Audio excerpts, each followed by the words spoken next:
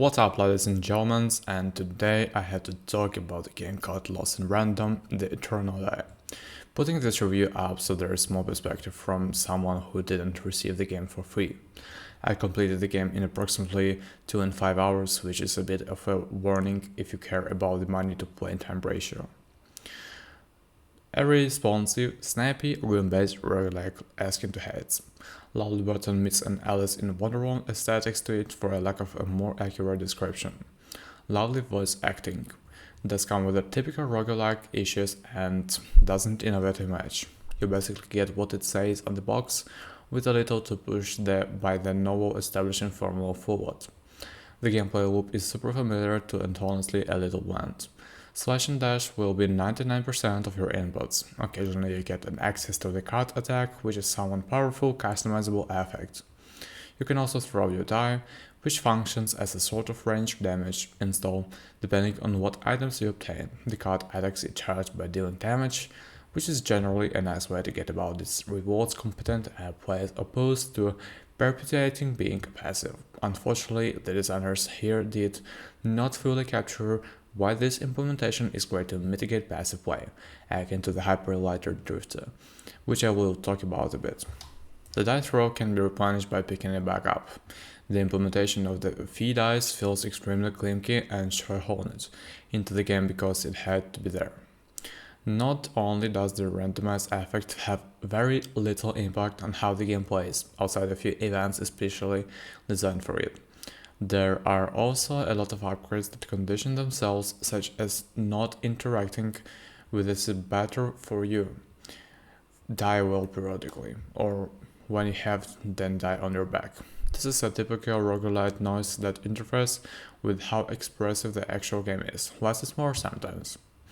Arguably my biggest problem with Lost in Random, The Eternal Die, is that it offers a permanent ranged options, a bow in the case. With this simple inclusion the designers have essentially put themselves into the split. Do we design enemies around the assumption the player has a permanent range option, or do we design the round in melee? This is for example why I enjoy the Hyper Light Drifter's design so much. It focuses around the water and it can do that, because range options are inherently tied to using the formula.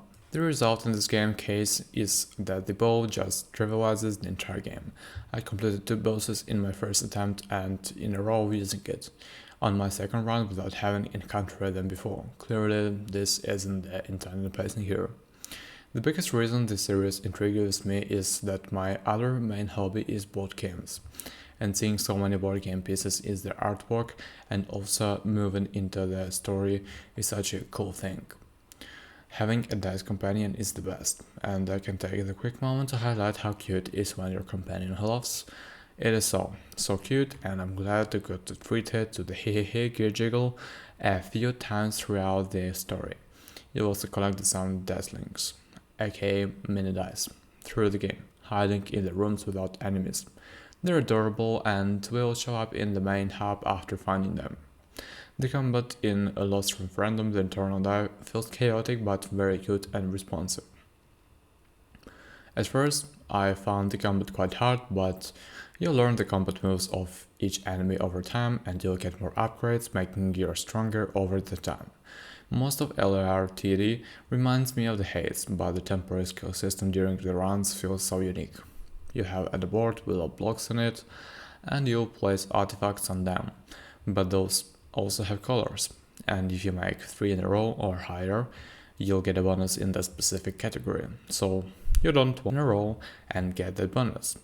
And would you maybe even build over a very good artifact just because the colors the new one has? Visual quality is okay but not good. Color palettes are used at random. Some AoE effects are very transparent for some reasons, like motion quality left by enemies.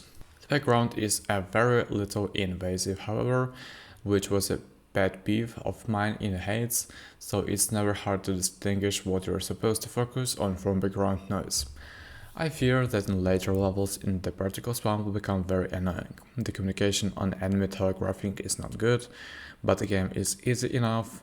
This doesn't become a huge pain. It's completely unclear to me how the enemy stagger state works, for example.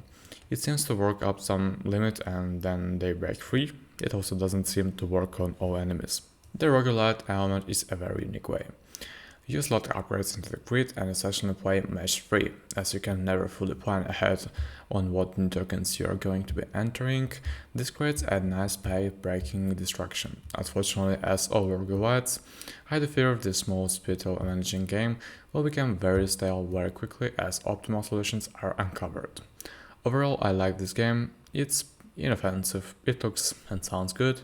It's not great or innovative from a design perspective. So thank you guys for watching this review. Don't forget to subscribe, hit the like button and set up notifications to not miss any videos. See ya!